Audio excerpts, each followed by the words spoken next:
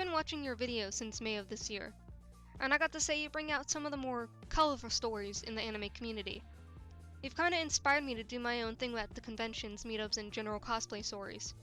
Not necessarily all about weebs like you do, though the story about furries you did a while back did brighten my day, but I digress. I've got 3 different stories, all mostly short. Do what you want with them. I don't care. The first one is a story my friend told me. So I was chilling with my friend and told him about one site, Kiss Anime, to watch some animes you don't find. I forget what anime he wanted to see. I think it might have been Tokyo Ghoul, because he wanted to see the anime for himself. He had since gave up and is reading the manga now, but that bit's not important. So he was saying he wanted to go back and watch Inuyasha for nostalgia's sake, and that he went to the library to check out the series, but they didn't have it, so he defaulted to the manga. He got about halfway through the series when he found out the library didn't have the rest. Any more, that is. He asked the library clerk what happened to all the volumes, and the clerk said that a bunch of meth heads had a habit of stealing shit, especially anime and manga, and sell it off to unsuspecting weebs. This is a regular thing that happens. That might explain why some of the mangas at the library disappear. The second story is about an ex-girlfriend of mine and is probably the longest. When I was a sophomore in high school, I was best friends with a girl named Cassidy. At the time, we were thick as thieves and we spent all of our time in school together when we could. Though Cassidy had one problem. She was obsessive. At the time, I was a big fan of the YouTuber Tobuscus, and my mistake was introducing her to his videos. I can't stand him now because of her. Well, her other friend, who was a freshman at the time, had recently gotten into anime, and this was one of the few times I could actually talk to someone about anime on the regular basis.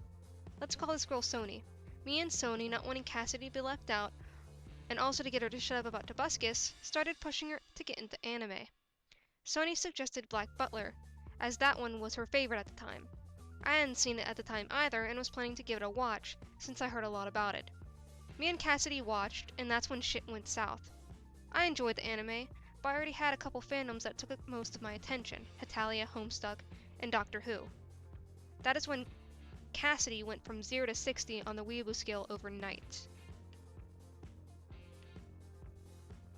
I may have been a total Anglophile at the time, which may be why my weeb phase was mild and contained. Then Cassidy discovered the wonderful world of yaoi. I hated yaoi, because I had been harassed by people for not being into boy-on-boy romance, let alone sex. I would later figure out that I was sexually a lesbian.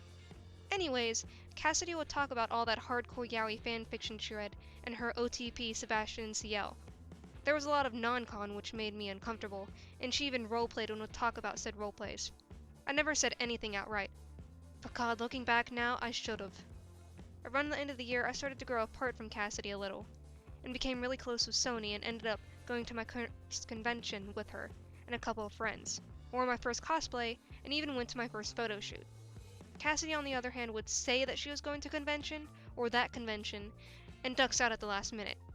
Next year at homecoming, we got into a fight which resulted in me confessing that I had a crush on her. She kind of brushed it off, despite her saying that she was in love with this guy or that guy. It kinda irked me that she never really acknowledged my feelings about her.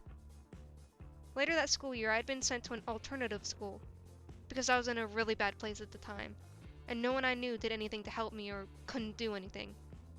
Senior year, Cassidy confessed to me on in Tumblr that she truly did like me in that way, and because I wanted to cross something off of my high school bucket list, we started dating.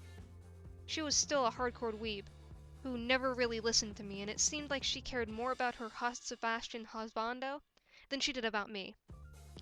I broke it off with her a month later, and we hardly talked since. Last time I talked, she was off anime completely, and now a self-proclaimed goth girl. I haven't talked to her since then, and she has made no effort to talk to me. Oh well, I guess. The last story isn't really a story. I got harassed by a lot of people in certain fandoms because I didn't shift the major pairings in the fandom. Italia, you had USUK and Germany, Italy, and in Homestuck you had John, Dave, and Gamzee and Tavros. At least these are the ones I always saw. Then there was Supernatural that shoved DCL, or however you spell it, down your throat, and I swear back in the day, 2012, you would be shot on sight for dissing the pairing.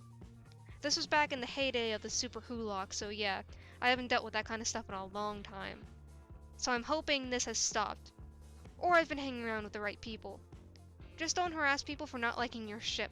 Please.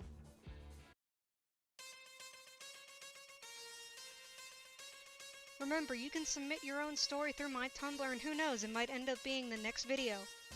Until next time, thanks for watching.